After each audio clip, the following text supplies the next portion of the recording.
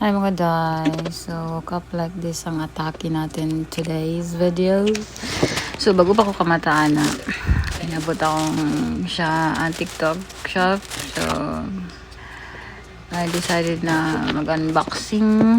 So ano na siya. Ako kabaloon si suludan ni wala ka na siya, sticker na siya. Sign of aging. Nakalimut ko saan siya. Chog-char lang. I think chia seed na day. Chia seed for healthy living, you know. So 1 kilo, imagine, for 3 months stock. So yeah, I think that once a day. Next is kung ano siya day.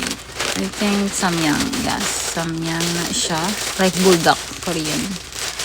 Cheese flavor and kana siya carbonara, creamy carbonara, humuti na siya doon. Tapos yeah, cheese flavor. So maura na siya guys. Napay part 2 ako na lang siyang isumpay dani. Mga guys, this is the part 2 pala. So bago na pod na deliver TikTok shop. Every time na bago nakamata pod. Every time na after lunch. So ako na lang gi-unboxing. First one, I think creatine yan for my workout. Yeah, tape kay siya. Gusto ko siya abrihan. Kaya ako gunting gano'n. So yeah, next, I think, I'm not sure kung saan na siya. Nakalimutot lang. Sign of aging, char. I think whey. Yeah, whey protein. So, grabe po ang pag-tape, ana, girl. As in, struggle real. Wala yung gunting.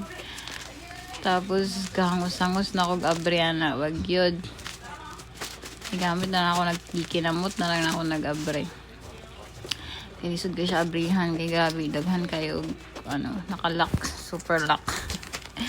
Anyway, after how many years of trying na buksan, finally na abre na ako siya. And here we go. Whey protein. I think 5 pounds yan. So, for my workout, and chocolate flavor. Mutant whey.